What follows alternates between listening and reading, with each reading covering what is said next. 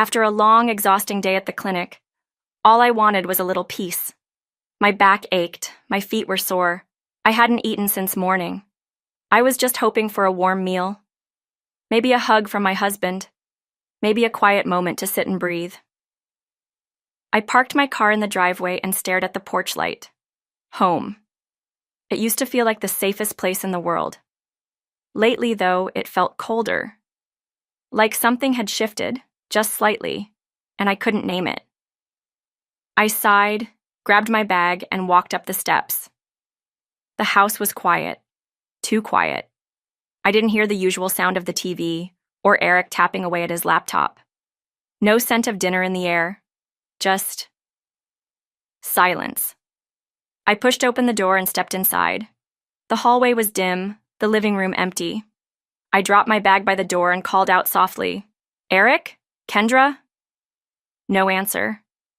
I walked slowly toward the kitchen, hoping maybe someone had left food out. Nothing. My stomach tightened. It was strange. Both of them were usually home by now. I headed toward the back of the house. That's when I heard it. A sound. Muffled. Faint. But not random. It was soft at first. A breath. A rustle. Then it grew louder. Rhythmic. Low. Moaning. I froze. I wasn't sure what I was hearing at first. My heart started pounding. The sound was coming from the bedroom. Our bedroom. No, it couldn't be.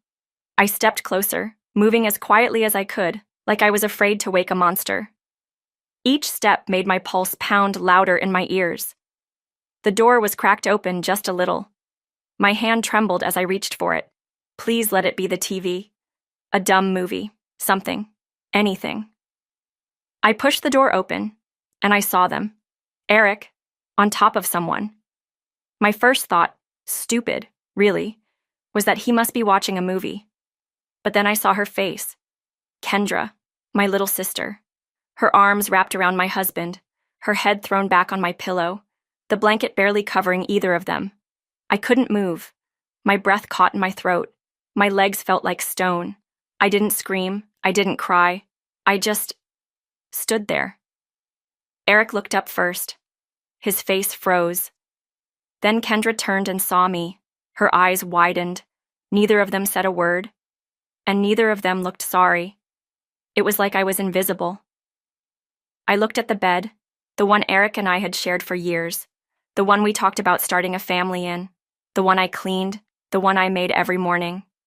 I looked at my sister, my own blood, the girl I helped raise, the girl I gave a roof to when she had nowhere else to go, and now she was lying in my sheets with my husband like she belonged there. I took a step back, then another. Still, not a word from them. No apology, no panic, just silence. I didn't remember walking back through the hallway, or grabbing my keys, or slamming the front door. All I know is that by the time I reached my car, I was shaking so hard I could barely hold the steering wheel. I sat there for a long time. No tears came. Just emptiness. Like something had been scooped out of me and thrown in the trash. I had given everything to those two people. My heart, my home, my trust. And they took it. Together. If you're hooked by Alina's story, don't forget to hit the like button and subscribe for the next part. Tell us in the comments, what would you have done if you were in her shoes? 3 months ago, if someone had told me my sister would betray me like that, I would have laughed in their face. Kendra? No. She was reckless, yes. Immature, sure. But she was my sister. My baby sister. I practically raised her when our mom worked double shifts. I was the one who packed her school lunches, helped her with homework, and even taught her how to drive. She used to look up to me. She used to hug me like I was her safe place. When she showed up crying on my doorstep, I didn't hesitate for a second. It was pouring that night. Her mascara was running, and her suitcase was falling apart. She said her boyfriend kicked her out after an ugly fight. She had nowhere to go. She had no money, no job, and barely enough gas in her car to get across town. Of course, I let her in. Stay as long as you need, I told her. This is your home too. Eric wasn't thrilled about it. He forced a smile in front of her, but I could tell from the way he pressed his lips tight. Later that night, he pulled me aside and said, "How long is she staying?" I said, "I don't know until she finds her feet." He sighed but didn't argue. At first, it felt nice having her around. She helped with the dishes. She played music while I cooked. She even brought me lunch at work one day, saying, "You never take care of yourself. Let me do it for once." But slowly, little things started to change. She began sleeping in late, sitting around in her pajamas till noon, watching shows with Eric in the evenings when I had to work double shifts at the clinic. I figured they were just being friendly. I was grateful she wasn't alone. Sometimes I'd walk in, and they'd be laughing about something I didn't understand. Eric would say, "Inside joke." Kendra would giggle, "You had to be there." I brushed it off. I wanted to believe nothing was wrong, but I saw things. Subtle things. Kendra started wearing my clothes. At first she asked, then she just didn't. I'd come home and find her in one of my blouses, curled up on the couch, pretending it was no big deal. Once I opened my makeup drawer and noticed my lipstick was missing. Later that night, Kendra had the exact shade on. She swore it was hers. I told myself I was being petty, selfish. She was going through a hard time. But Eric started acting weird too. He locked his phone when he never used to. He changed his laptop password. He stayed up late, saying he had deadlines. I'd find empty wine glasses in the sink, when I hadn't had a drop. Still. I pushed the thoughts away. She's your sister, Alina. Don't be paranoid. I told myself that over and over. I even defended her when one of my coworkers made a comment about how young single women in tight clothes can be dangerous in a married home. "She's not like that," I said. "She's family." God. I feel stupid now, blind. I even encouraged them to bond. I told Kendra, "Thanks for keeping him company. He's been feeling lonely lately." I told Eric, "Maybe you two can hang out while I'm gone." I was the one who opened the door. I was the one who handed them the key. And they walked through it like I didn't even matter. Looking back now, the signs were there. The long glances, the soft giggles, the inside jokes I didn't understand, the subtle tension I ignored. I just didn't want to believe that the two people I loved most would ever do that to me. But they did. And all the kindness, all the loyalty, all the trust I gave, it meant nothing to them.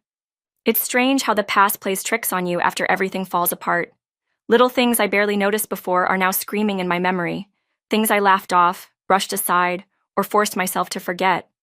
They come back now like sharp little thorns pressing into my skin. I remember the first time it really felt off. I came home early from work one afternoon, a last-minute schedule change at the clinic. I didn't tell anyone I was coming back. I thought I'd surprise Eric and maybe get a chance to rest. When I opened the front door, I heard laughter. Low, playful, flirty. It was coming from the kitchen. I walked in and saw Eric and Kendra standing close. Too close. She was wearing one of my tank tops, the lacy one I usually wore to bed, and no bra. Her hand brushed his arm as she laughed, like they were in the middle of some private joke. They both jumped when they saw me. Eric quickly stepped back. Kendra smiled and said, "Oh, hey, you're home early." She opened the fridge like nothing had happened. Eric muttered something about helping her fix the coffee machine. I wanted to believe them, so I did. Another time, I found one of her earrings on our bedroom floor. Just one. When I asked her about it, she giggled and said, "Oops, I must have dropped it while folding laundry." I didn't even remember asking her to fold laundry. But I smiled and let it go. One night, I woke up thirsty and went to the kitchen for water. As I passed the living room, I saw them sitting together in the dark, on the same couch, watching some old movie. She had her legs pulled up under a blanket. He had his arm resting on the back of the couch, too close to her shoulder. They didn't notice me. I didn't say anything. I didn't want to start a fight. I didn't want to look insecure.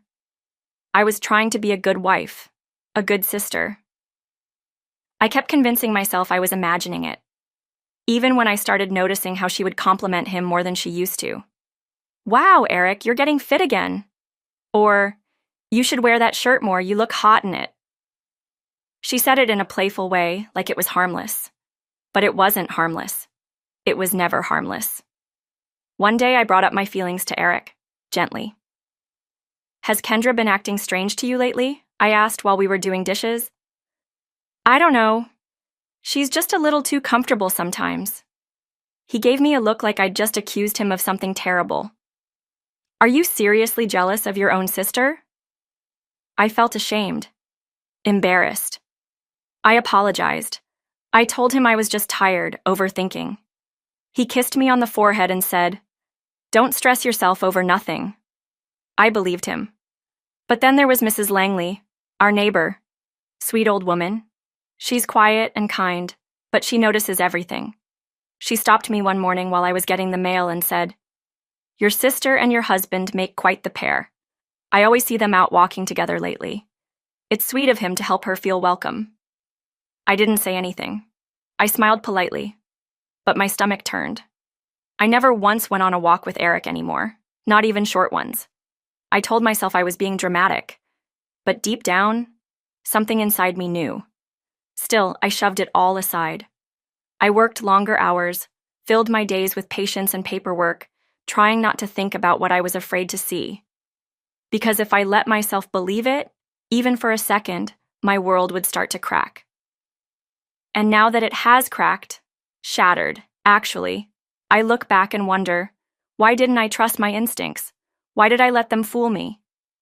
The truth is, I didn't want to believe the people I loved most were capable of destroying me, but they were, and they did.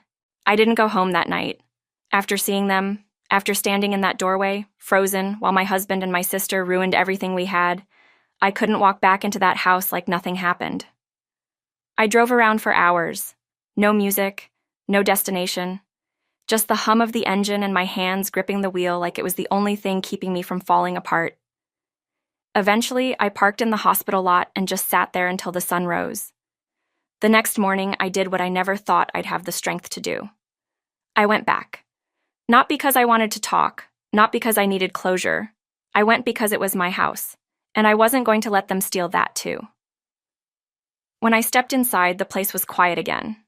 Too clean, too still. Like someone had tried to erase the night before. I walked straight to the kitchen. Eric was there, sipping coffee like it was any other day. When he saw me, he stiffened. But he didn't look ashamed, just annoyed. "You didn't come home last night," he said as if I had done something wrong. I stared at him, not blinking. "I saw you," I said quietly. He said nothing, just took another sip from his mug. "You and Kendra," I added. "I saw everything." He sighed, then put the cup down. "So what now?" That's what he said. Not, "I'm sorry," not, "let me explain," just, "What now?" I felt like I was speaking to a stranger. I asked the one question I'd been terrified to say out loud. "How long?" He looked at me for a moment, then shrugged. "A few months." My stomach turned. "A few months?" I whispered. "She's been living under our roof? You've been sleeping with my sister in our bed?" "She came on to me, Alina," he said flatly. "I didn't plan for it to happen, but it did. And honestly, it felt nice to be wanted." I stared at him, blinking back the sting in my eyes. He continued, "You're always tired, always working, always drained. You don't even look at me anymore." "So you cheated?" I snapped. "With my sister?"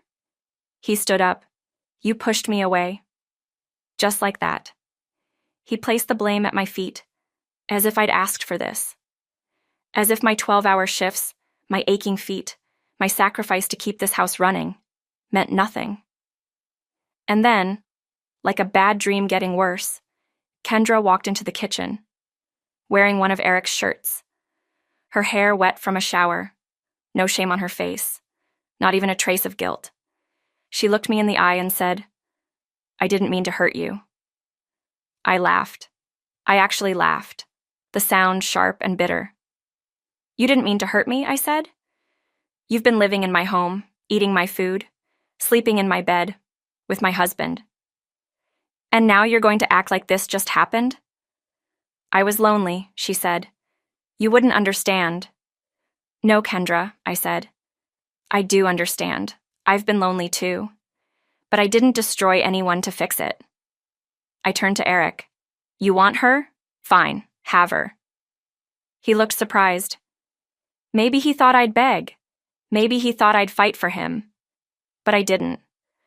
I was done fighting for people who treated me like I didn't matter. This is my house, I said, my voice shaking. But I'm not going to stay here. Not tonight. I grabbed a bag, packed what I needed, and walked out. They didn't stop me. They didn't chase me. They just let me go. And in that moment, I realized something painful, but true. They didn't love me. Not really. Because if they did, they wouldn't have watched me walk away like I was nothing. I spent the first few nights in a cheap motel just outside town, the kind with flickering hallway lights and vending machines that ate your coins. I didn't care. I just needed to be somewhere that didn't smell like betrayal. The bed was hard, the sheets were rough, the silence was deafening. But I stayed. I lay there every night, staring at the ceiling, playing everything over and over again in my head. My sister's face, Eric's shrug, their complete lack of remorse, like I was just a detail they forgot to erase. I didn't cry much, not because I wasn't hurt. I was shattered. But the pain was too big for tears. It sat in my chest like a rock, heavy and silent. On the third day, my coworker Maya called. You haven't shown up to work, she said softly. Everyone's worried. I told her I was fine. She didn't believe me. You don't sound fine, Alina, she said. But I'm coming by with some food. Don't argue. That evening, she knocked on my door with a bag of takeout and a hug that nearly broke me. She didn't push. She didn't ask questions. She just sat with me, let me eat in silence, and left a pair of fuzzy socks behind with a note that read, You are more than what they did to you. That note. I taped it to the motel mirror. The next morning I showered, properly. I even did my hair. I still didn't feel like myself. But I was starting to remember her. Work was hard at first. I could barely focus. My hands trembled during patient check-ins. But the clinic was my anchor. Helping others reminded me that I still had value. That I wasn't just a woman someone cheated on. I started writing in a journal every night. Just messy thoughts and angry words at first, then pieces of myself I wanted to keep, dreams I had put on hold, goals I forgot I had, even little affirmations like, You are not broken. You are beginning again. One afternoon after my shift, I got a surprise visit from Mrs. Langley. She showed up at the clinic with a small container of homemade stew. I figured you weren't eating, she said, placing it on the counter. I smiled weakly. You heard, didn't you? She nodded. Walls are thin, and I've got eyes. I didn't know what to say. She looked at me for a long moment and said, They think they've won something. But darling, what they've done is chain themselves together in a prison made of lies. Let them sit in it. I don't know why, but that sentence stayed with me. The next day, I checked my bank account. I froze. Thousands of dollars were missing from our joint savings. I scrolled through the transactions, jewelry stores, boutique purchases, restaurant bills, none of them mine. Eric had been spending our money. My money. I dug deeper and found more. Transfers, cash withdrawals, and then something worse. A brand new credit card opened under my name, maxed out. I stared at the screen in disbelief. Kendra's signature was on one of the scanned forms. She used my name, my social security number. They hadn't just cheated on me, they were stealing from me, ripping apart everything I worked for. That night, I didn't cry. I opened a new bank account, changed my passwords, froze my credit. Then I sat down with my journal and wrote one line over and over again. They don't get to ruin me. Because now, I was done being heartbroken. I was done feeling small. They thought I would disappear quietly. But they didn't know me at all. I wasn't just angry anymore. I was focused. Something shifted in me the moment I realized this wasn't just betrayal. It was theft. It was manipulation. It was fraud. They had lied to my face, but worse. They had reached into my life and taken everything they could grab: my home, my trust, my money, even my name. And I wasn't going to let them walk away without consequences. I started by getting a lawyer. A real one. Not the free consultation kind. I used money from a small emergency fund I had stashed away, money they didn't know about. He listened carefully as I laid everything out: the cheating, the financial abuse, the fake credit account in my name. He didn't blink. He nodded and said, "We'll build a case, and we'll make sure they feel it." For the first time in weeks, I felt like I had power again. At the same time, I kept going to work. I didn't want to give Eric or Kendra the satisfaction of thinking I'd fallen apart. I was exhausted, sure. But every patient I helped reminded me who I really was: strong, steady, and good. And I needed that reminder, because outside the clinic, I was gathering everything. I printed bank statements. I gathered receipts and records of every unauthorized withdrawal. I saved screenshots of texts and emails. Kendra had actually used my email address to register a boutique business name, some silly idea she called Golden Glow Skincare. She used my identity to build something she was showing off online like it was hers. Every photo, every purchase, every login, I kept it all. And then came the worst part: the lies they were telling others. Mutual friends started acting weird. Some stopped returning my calls. One even asked, "Are you okay? I heard you pushed Eric away and accused Kendra out of jealousy." Jealousy? That hit like a slap. Kendra had been telling people I was cold to Eric, that I was never home and too obsessed with work, that I wasn't taking care of him, so he found comfort elsewhere. She made it sound like I gave her permission. The lies didn't stop there. She told our cousin Lisa that I offered to co-sign a card for her new business. "She's just mad it's going well," Kendra said. They were rewriting the story, making me the villain in my own life. But I didn't respond. I didn't argue. I let them talk, because I was building something stronger than words, and when it was ready, I was going to let the truth speak for itself. But even in the middle of my quiet war, I started healing. I spent more time with Maya. We watched silly movies, ate ice cream out of the container, and laughed about things that had nothing to do with betrayal. I joined a volunteer program on weekends, just a few hours helping at a women's shelter. The first time I sat across from a woman who had lost everything to a toxic partner, I saw myself in her eyes.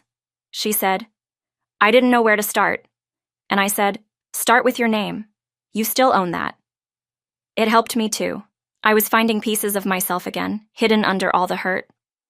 I stopped missing Eric, stopped wondering how Kendra could do it. The truth was, they didn't care about me, not in the way I cared about them. And once I accepted that, something inside me went still, not empty, not angry, clear. And when my lawyer called and said, "We're ready," I didn't flinch. He asked if I wanted to serve them quietly. "No," I said. "I want them both there, face to face." "Are you sure?" he asked. I nodded. "Yes, I want them to see what they turned me into." Because the woman they betrayed? She was gone. The one coming to the table now? She was a storm. The courtroom was colder than I expected. Or maybe it was just me. Frozen on the outside, burning on the inside. Eric sat at the defendant's table in a stiff gray suit, pretending to look confused. Kendra, 2 rows behind him, wore a smirk like she thought this was some kind of misunderstanding. But when the judge entered and called my name, all their expressions started to crack. I stood up tall. "My name is Alina Moore," I said, voice clear and strong. "And I'm here because 2 people I trusted most used my name, my finances, and my identity to fund their affair and their dreams, while leaving me with nothing." Every head turned. Even Eric's attorney looked uncomfortable. Over the past few months, my lawyer and I had built a mountain of evidence. Kendra used my credit score to open multiple accounts. She forged my signature. She even applied for a business loan in my name, and the approval was granted based on my employment history and my salary records. And Eric, he knew the whole time. In fact, he gave her access to our joint bank account and helped her make purchases that were traced back to my work login, my badge, my devices. It was a full-scale financial betrayal. When the judge asked if I had anything to say before closing, I took a breath and turned toward them both. I came home one night, tired, heart full of trust, and I found my husband in bed with my own sister. That was the night my life shattered. Eric flinched. Kendra rolled her eyes until I looked her dead in the face. You didn't just cheat. You stole. You made me feel invisible in my own life. But I want you both to know, I'm not the woman you broke. I'm the woman who rebuilt herself. And now, I'm the one holding the receipts. The courtroom was dead silent.